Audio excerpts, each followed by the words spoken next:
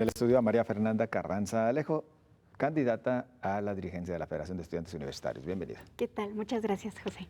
Te comentaba que muy jovencita. Sí. Y ya en esto de la grilla. Sí, digo, por la libre nos gustó irnos. Exacto. Y muy chica también. ¿Dónde estudias? En el CUCH estudio Derecho ya mi último semestre. Muy bien. ¿Y por qué quieres ser presidenta de la FEU?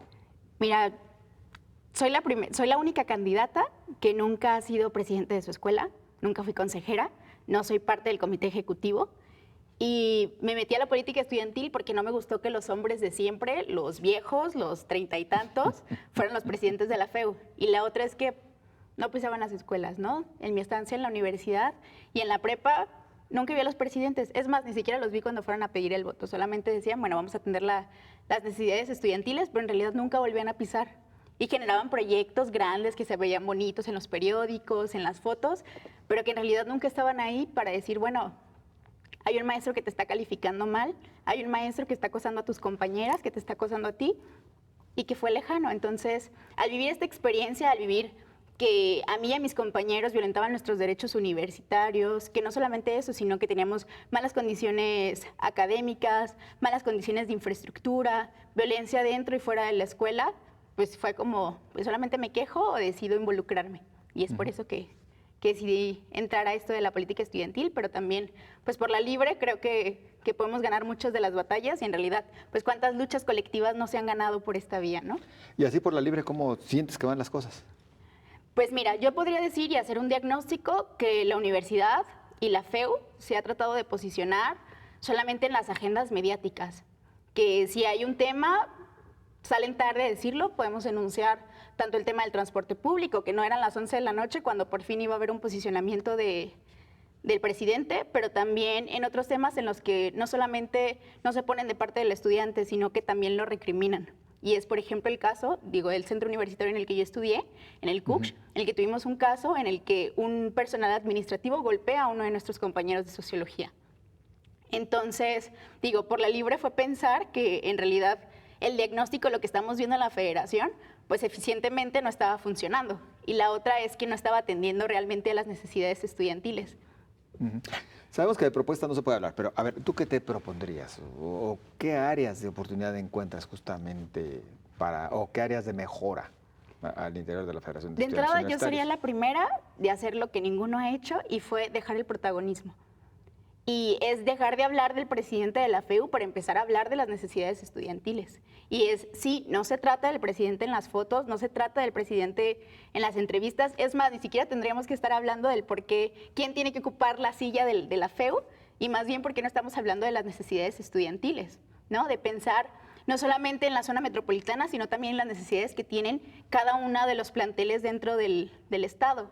Y llegamos a visitar, no nos veíamos tan lejos, a la parte de los Altos de Jalisco, y cuando los estudiantes dicen, bueno, es que yo no sé qué es la FEU, no sé para qué me sirve, no sé ni quién es el presidente de la FEU, pero tampoco me ha ayudado. Y yo aquí, con mis amigos, con los que nos estamos organizando, ya conseguimos de que por lo menos el presidente municipal nos dé estos insumos para nosotros poder practicar deporte.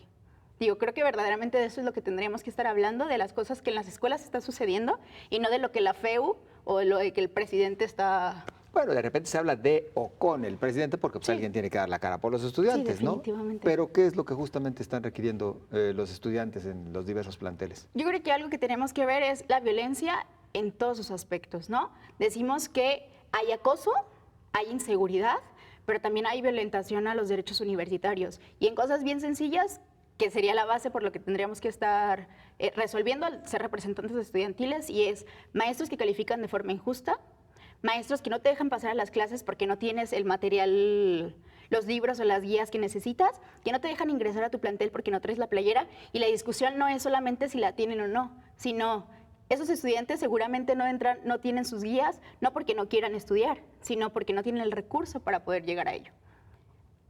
Entonces es pensar en lo básico y dejar de pensar en estos proyectos que se construyen de arriba hacia abajo y que dejan de atender a los planteles estudiantiles, ¿no? Y decir, pues sí, quizás hay un proyecto sobre seguridad o quizás hay un proyecto sobre atención al estudiante, pero si no involucras a este estudiante y entendiendo que cada estudiante, dependiendo de la zona en la que está y en el contexto social en el que vive, tiene necesidades totalmente distintas.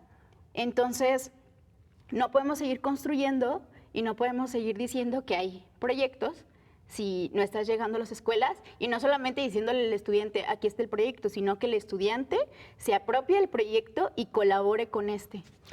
Oye, María Fernanda, ¿y el estudiante quiere eso? ¿Sí quiere participar? ¿Sí quiere involucrarse en realidad? Lo platicábamos ya con otros aspirantes, pues de repente como que reflejo de la sociedad en la que estamos, pues tampoco se quiere participar mucho, ¿o sí? Yo creo que lo primero que tenemos que pensar es que no solamente podemos encasillar la participación en una sola forma, sino que hay distintas formas de participación y se trata de conectar precisamente de la forma en la que cada quien quiera participar. Y esto es, pues sí, probablemente no le interesa participar en los procesos electorales de la federación o no le interesa participar con los proyectos que se dicen o que se tienen, pero no estamos pensando en preguntarle, oye, ¿y de qué forma sí? ¿De qué forma sí quiero? Porque digo, ¿qué estudiante no se siente en la libertad de decir, pues oye, a mí me están calificando de forma injusta, ¿cómo sí hago para que me califiquen o para que me pasen? Porque ¿cuántos maestros no hay que reprueban porque les caes mal o haces X comentario y te reprueban? Entonces, me parece que no solamente la forma de participar es decir que en un proyecto o en una contienda electoral, como podríamos encasillarlo, sino también en la participación día a día y como estudiantes, ¿no? Que es en lo que nos toca. Además de joven, eres mujer. ¿Ventajas o desventajas? Me parece que es la igualdad de condiciones. Digo, al siglo XXI... Bueno, lo ideal. Sí. Sabes que de repente nos enfrenta a esa situación así. Yo creo que, digo, independientemente de que sea mujer, me parece que la trayectoria que he tenido, como el resto de mis compañeras, ha sido importante y hoy nos ha posicionado para que seamos 4 mujeres las que participamos. Y que no somos las primeras mujeres que participamos. Claro, Digo, claro, desde que exacto. inició la federación y de que tuvimos esta transición de las armas por el diálogo, ya hubo mujeres participando.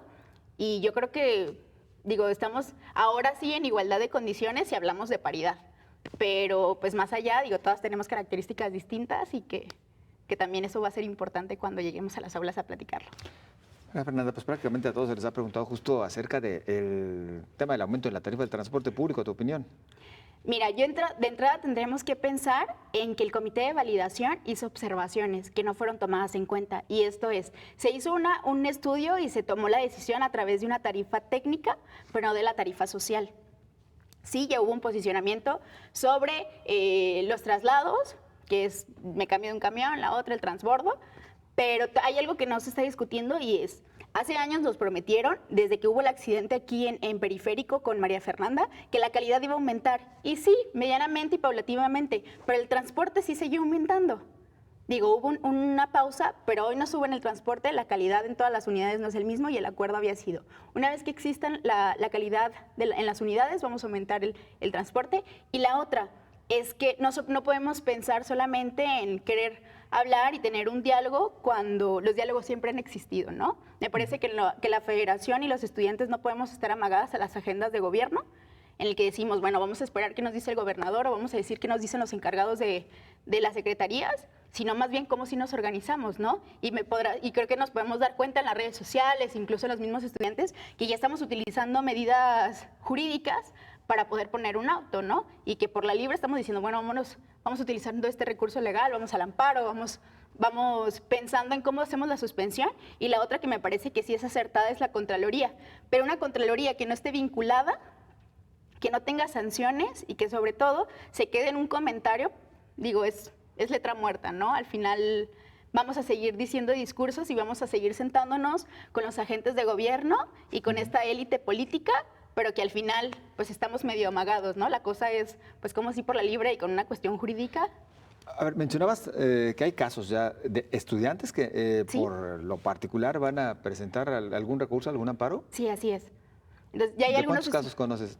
Conozco de 3 chicos hasta ahora, pero que estamos conectándonos. Digo, al final lo que nosotros estamos tratando de llevar a la universidad es decir, cómo hay personas que ya están haciendo cosas en sus espacios y solamente requieren material, insumos, recursos humanos para poder explotarlos y conectarlos entre sí. Hay quien seguramente no sabrá cómo llegar a través a esta vía, pero sí hay quienes estamos estudiando Derecho, incluso compañeros de mi facultad son los que se están organizando y es cómo ponemos lo que tenemos a la mano a servicio de los demás estudiantes y nos conectamos entre sí y sobre todo generamos una presión que independientemente de lo que está haciendo la federación, que me parece que es una cosa mediática, tibia, porque es eso, ¿no? Como sí, nos dicen, nos vamos a esperar hasta que haya un diálogo y no vamos a llamar a movilizaciones. Bueno, ¿cómo empezamos así a hacerlo por la libre, no? De decir, vamos organizándonos y ya hay personas que lo están haciendo y no se trata de protagonizarlo, sino de ellos darles la voz, de darles los insumos, las herramientas, para que al final pues las cosas funcionen, ¿no? María Fernanda, ¿algún mensaje que quieras dejar a la comunidad universitaria? Bien, bueno, encantada de que el 12 de agosto podamos empezar a llegar a las aulas, de empezarles a compartir lo que el mensaje es, pero sobre todo invitarles, ¿no? Que yo sé que en cada plantel hay personas que les gusta hacer cosas. Si ya estás dispuesto a defender los derechos tuyos y de tus compañeros y además estás dispuesto a transformar tus espacios, pues vamos por la libre, ¿no? Vamos construyendo y seguramente, pues sí se puede. Vamos a vernos después. Muchas gracias, María Fernanda. Muy amable. Gracias. Y nosotros continuamos. No se vaya.